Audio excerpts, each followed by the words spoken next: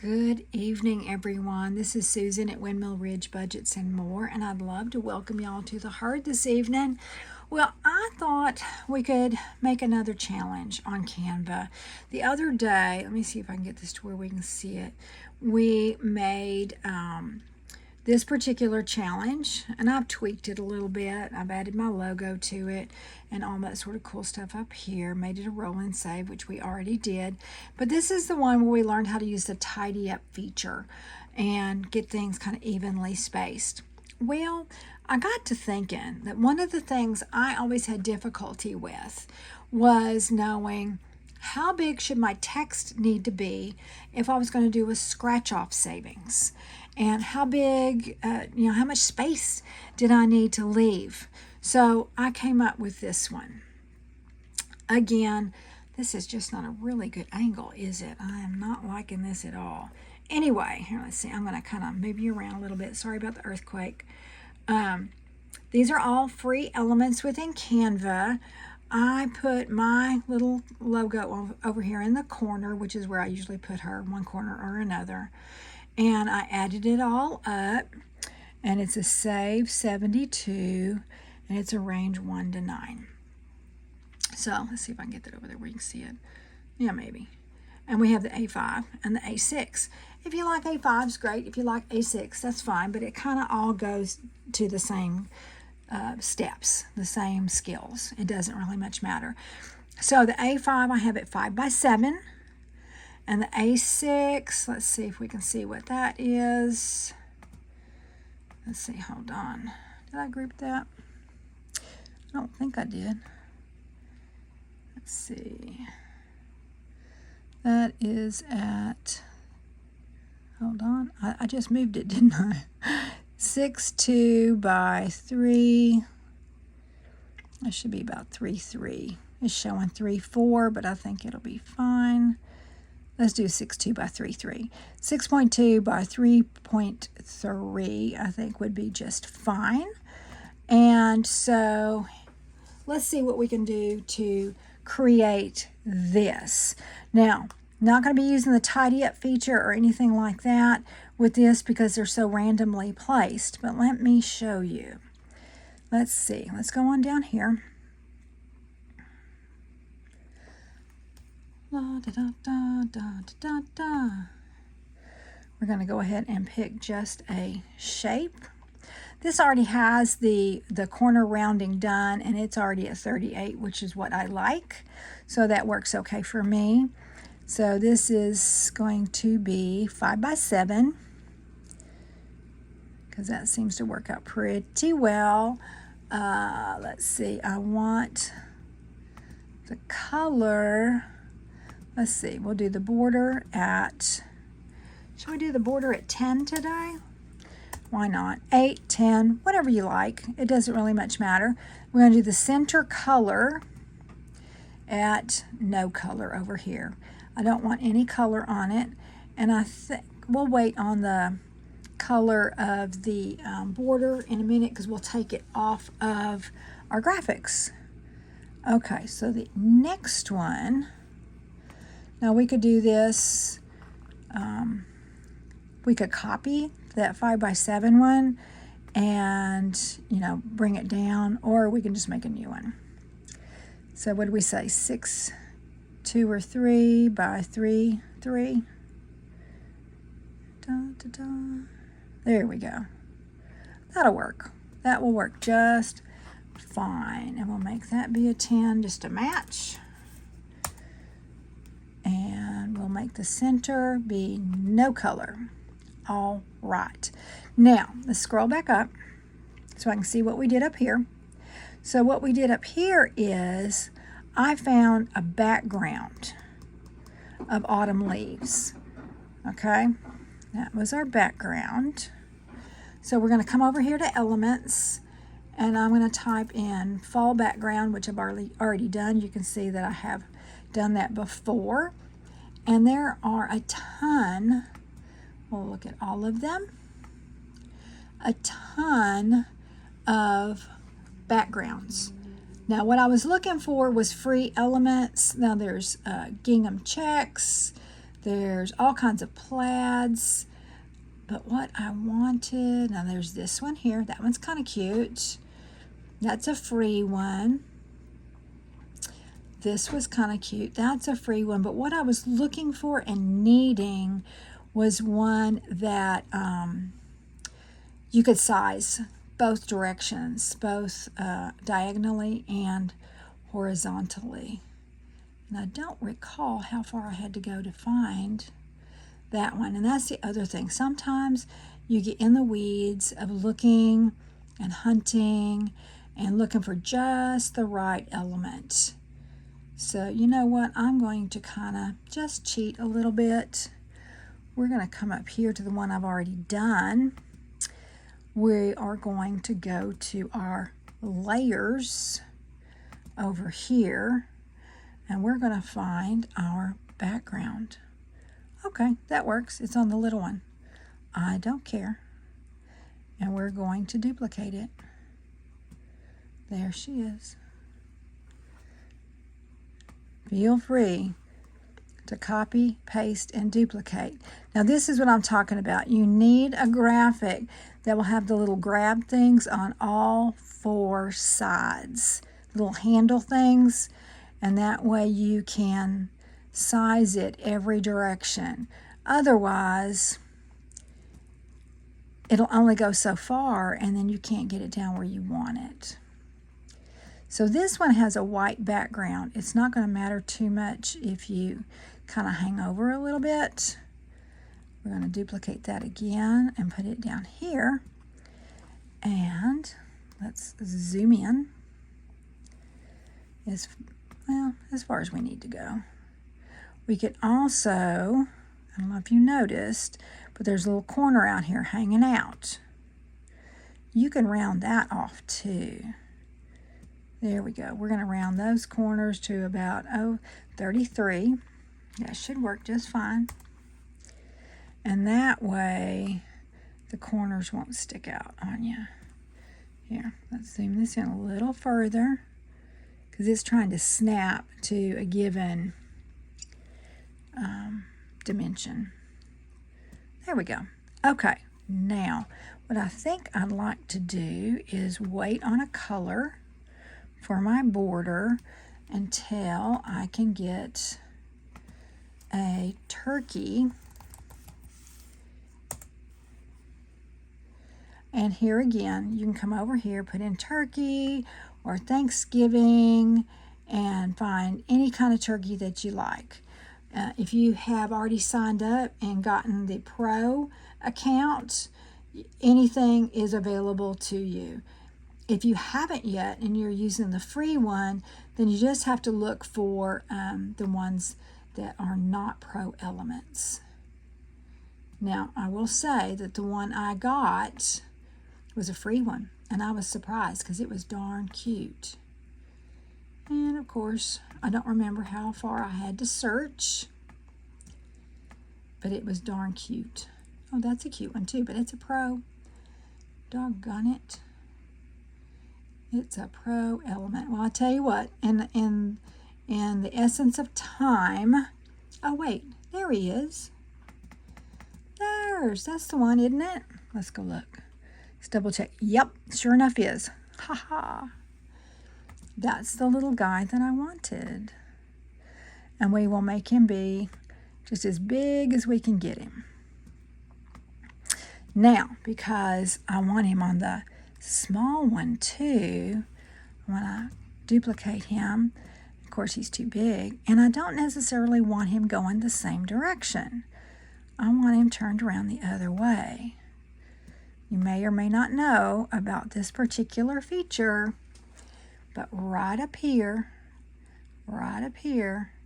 where it says flip, click flip, you can do him horizontally or vertically. Click the flip horizontal, and it will turn him around for you. Now, that works beautifully on most things. If it's anything that has writing, it won't work so well because the writing will be backwards then. So anyways, okay, so let's get our background. for our A6 brought in where we need it. We'll do a little tweaking on that, and then we will get to the meat of what I wanted to show you today. This was an absolute game changer for me. So if you want to do scratch-offs, and you know you want to do scratch-off stickers, measure your sticker and see how big it is. So let me copy our text.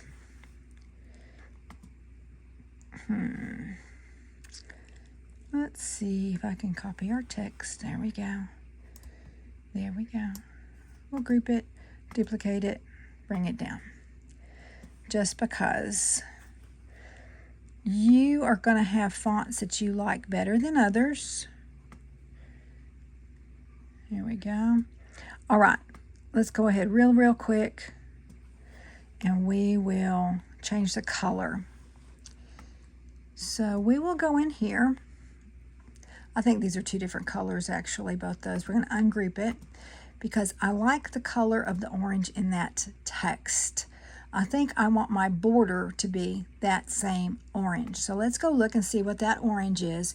It's this one over here. I don't know. It's a 139, whatever that is. Okay. I want, it should stay in the same position, but it may or may not.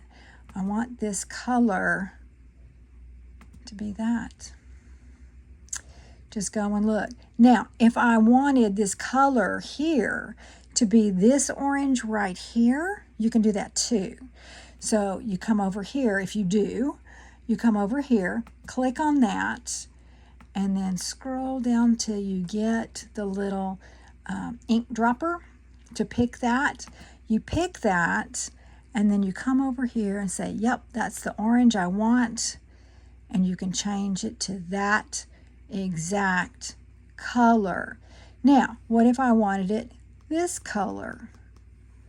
You can do that. You can change your mind and come over here and say, yep, I want it to be that color. Don't know what that one is. I guess it's the same 139.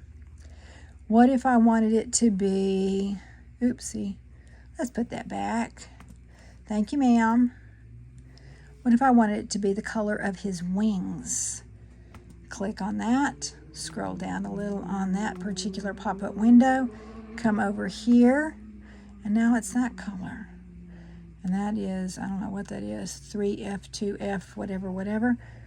There you go. That's kind of pretty. I like that too. Now, here's where it gets a little fun. I'm going to move him a little. There we go. Now, let's get your representation of a scratch-off sticker. We're going to come over here, and I clicked on elements over there. I know you can't see it. Here, let me see if I can move my computer a little bit so you can see it. I'm going to click on elements. I'm going to get rid of turkey, and I'm going to type in holographic, and I've already got it right there. Holographic circle. Right there. And there's all kinds of circles. I like to get the one that looks like a scratch-off sticker to me.